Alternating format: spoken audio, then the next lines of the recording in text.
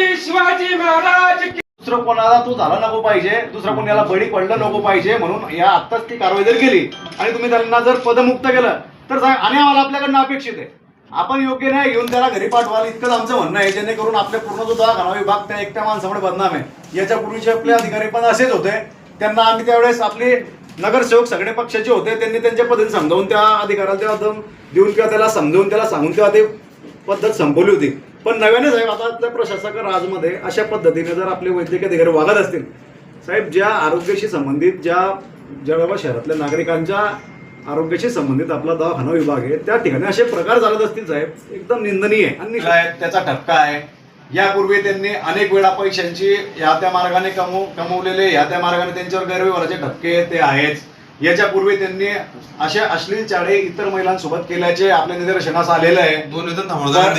यापूर्वी आपल्या परिचयकारांचे असतील किंवा आपल्या दवाखाना विभागातल्या कर्मचाऱ्यांचे हेतू पुरस्कार प्रमाणे त्यांचे देयक थांबवले गेले हे सुद्धा आपल्या सर्व सुद्धा साहेब. इतक्या सगळ्या गोष्टी असताना आपण त्याला पाठशी घालतो काय का बरं साहेब? आपल्याकडे दुसरा व्यक्ती नाही, महिलाच्या जागेवर क्रूज बसवून त्याच्याकडे तो बी नाव आले बाकी तो विदेश शाखेला पाठवला आहे. तुमच्यावर कोणत्या मंत्र्याचा दबाव आहे असं काही आहे का?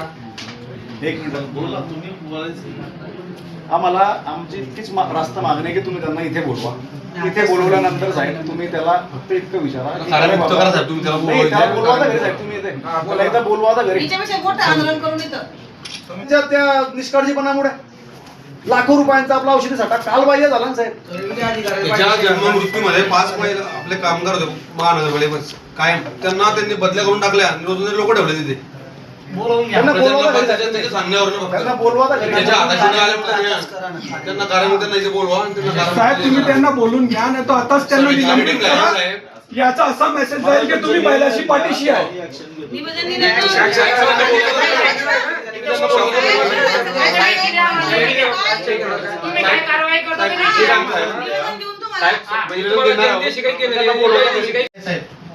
कोणती कॅटेगरीतली आहे आम्हाला असं आम्ही समिती एक पक्षाचा ठीक आहे, आम्ही आमच्या जमातीचे आम्ही सदस्य आहे, सन्मानित सदस्य आमची राज्यस्तरीय. ती जो महिला आहे ती SC कॅटेगरीतली साहेब, तुम्ही त्या हरामखोराला त्याच्या अॅट्रिशनचा गुन्हा दाखल करून त्याला बडतर्फ करा. तुम्ही त्याला काय वाचवताय? तुम्ही 5 ते 10 लाख घेतले, माझा थेट तुमचा आरोप आहे. माझ्यावर तुम्ही 2 लाख काय करायचं? तुम्ही त्याला काय वाचवताय? त्याने 500 रुपये टॅम्प लिहून दिला. तो टॅम्प सरकारी सर, तो तुम्हाला कळतं. आमच्या जास्त तुम्हाला जास्त अधिक कायदा तुम्हाला माहिती. आम्ही आंगडी माणसं आहे. 500 रुपये टॅम्प तो हराम बोल लिहून देतो. ही माझी माफी. उद्या मी मर्डर करेल मग मी कोणा सांगेन साहेब मला सोडून द्या, ही माफी घ्या माझी साहेब. ऐकून घ्या डेडे साहेब, बघा माझ्याकडे टोळा पण बघा. त्या हरामखोरावर 28 गुन्हा दाखल झाला पाहिजे साहेब. आणि तुम्ही फिर्यादी बना, तुम्ही इथे प्रमुख आहे, इतके लोक येत आहे आणि तुम्ही शांत बसले. तुम्ही सांगा मी ऐकून चालणार नाही. ती महिला अनुसूचित जमातीची आहे. काय कायदा काय महायुतीचं आमचं धोरण काय आहे, सरकारचं धोरण काय आहे की कोणत्याही अत्याचार व्हायला नको हे तुम्ही जे लावली माझी गाईडलाईन सर संविधानाची या स्पष्ट म्हटले साहेब. माझी तुम्हाला रिक्वेस्ट आहे आणि विनंती आहे, मागणी सुद्धा आहे की त्या हरामखोराला सेवेतून डायरेक्ट बडतर्फ करा. आम्ही सर्व पक्षीय लोक या ठिकाणी आलेले आहेत. आणि आमची एक मागणी साहेब, ती महिला मागासवर्गीय असल्यामुळे हे सगळं दडपण्याचं काम चालू आहे.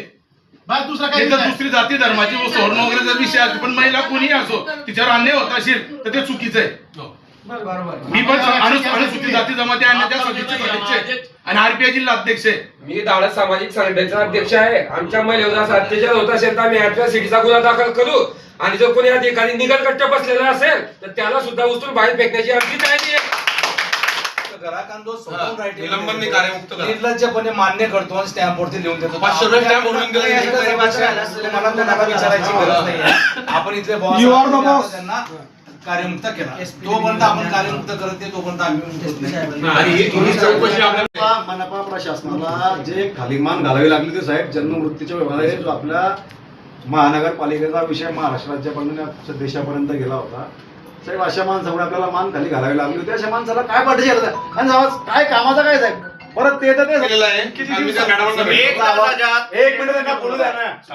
समितीचा अहवाल आलेला मी काल परवा 2 दिवस नव्हतो. समितीचा अहवाल माझ्याकडे आलेला नाही अजून.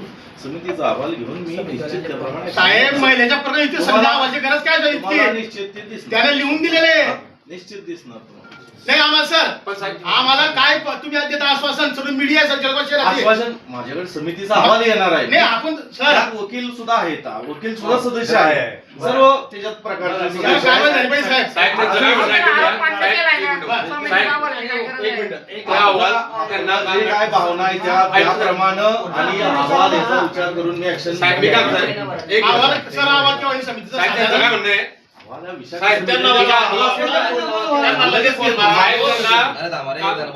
मॅडमांनी सांगितलं की आम्हाला आम्ही आयुक्तांकडे पोहोचू, आयुक्त निर्णय घेतील. आयुक्त निर्णय घेण्याचा अहवाल तरी मी देणार. मी ते घेणार नाही. मागून घ्या.